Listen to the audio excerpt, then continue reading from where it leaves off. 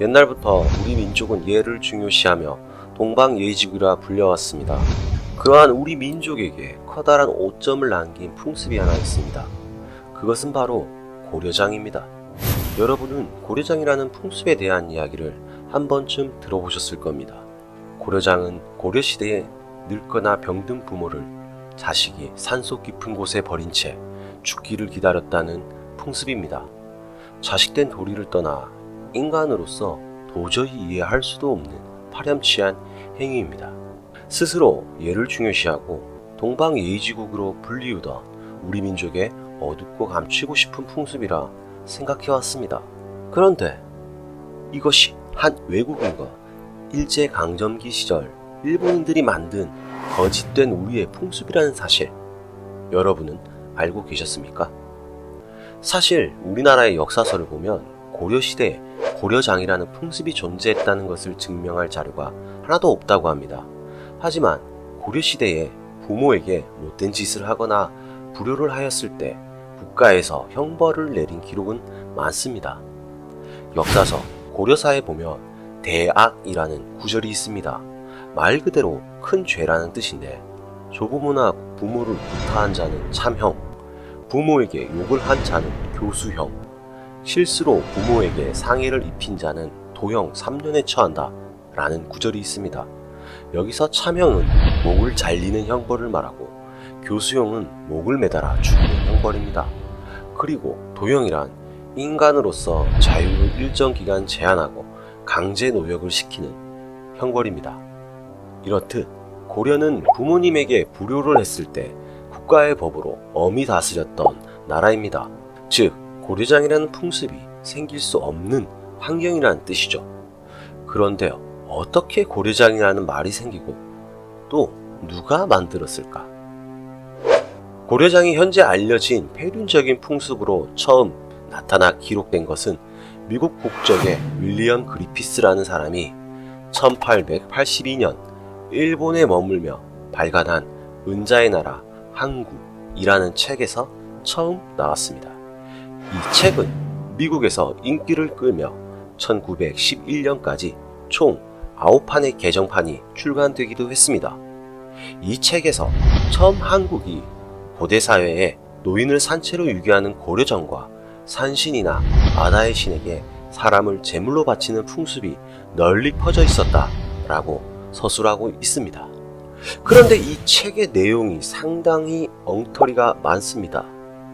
책의 내용 중에는 단군이 건국한 것은 고조선이 아니라 부여일 수도 있다라는 어이없는 내용도 있고, 조선의 문화, 예술, 건축은 일본이나 중국에 미치지 못하고 음악은 듣기 괴로운 것이었다라고 국뽕을 불타게 만들어주는 내용도 있습니다. 또한 한국이 일본 식민지가 된 것은 일본의 팽창 야욕이 아니라 한국 지배층의 잘못 때문이다. 한국은 애국심이 없고 노동에 종사하지 않으며 음모를 일삼는다. 그렇기에 일본은 그러한 이웃나라를 돕기 위하여 보국 조치를 단행하였다 라는 개소리 또한 서슴지 않게 적혀 있습니다. 이렇듯 역사적 오류가 범벅이고 역사서라 하니까 친일적이고 지극히 자신 개인의 관점이 많이 들어가 있는 엉터리 투성이 이 책에서 최초로 고려장의 풍습이 그려진 것입니다. 더 놀라운 것은 이 책이 발간된 것은 1882년인데 그는 이 책이 발간되기 전까지 단 한 번도 한국에 와본 적이 없다는 사실입니다. 이 사람은 책이 발간되고 30년도 넘은 이후 1927년 우리나라가 일제 식민지 시절 딱 한 번 한두 달 한국에 와보고 역시 한국은 일본의 식민지가 어울려 라고 생각하고 바로 다음에 뒤져버렸습니다. 이런 개똥같은 책이 시초가 되어 일본은 일제강점기 시절 문화 말살 정책의 일환으로 고려장이라는 풍습을 여러 책에 인용하고 퍼뜨리기 시작합니다. 1919년 미와 다마키라는 일본인이 펴낸 전설의 조선, 1924년대 조선 총독부가 펴낸 조선 동화집 등에 이 내용이 인용되고 실리게 되었죠. 하지만 결정적으로 고려장이 우리의 풍습으로 사람들에게 인식되고 각인되기 시작한 것은 1925년 일본이 조선 총독부 산하에 조선사 편수회라는 기구를 설치하고 나서부터입니다.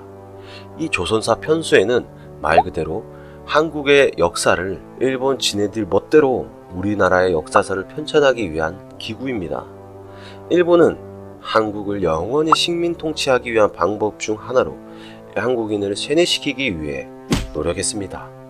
이때 조선사 편수의 고문으로는 친일파로는 둘째가라며 서러운 친일파 이완용이 고문으로 있었으며, 이와 함께 일본 학자들의 셔틀로 자진해서 지원한 이병도라는 역사학자 또한 있었는데, 이 이병도라는 사람이 1948년도에 쓴 조선사 되관이라는 책으로 인해 고려장 풍습이 우리나라의 오래된 풍습이라는 인식이 확실히 자리 잡게 되었습니다.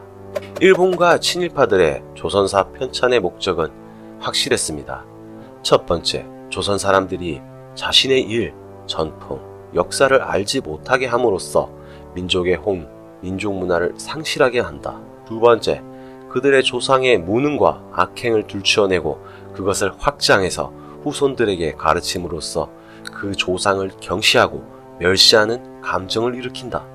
셋, 그 결과 조선의 청소년들이 자국의 인물과 역사 서적에 관하여 부정적인 지식을 얻고 실망과 허무함에 빠지게 될 것이니, 그때 일본의 인물, 문화를 소개하면 동화의 효과가 아주 클 것이다. 그 목적은 상당히 달성이 된 것 같습니다. 시청해주셔서 감사합니다.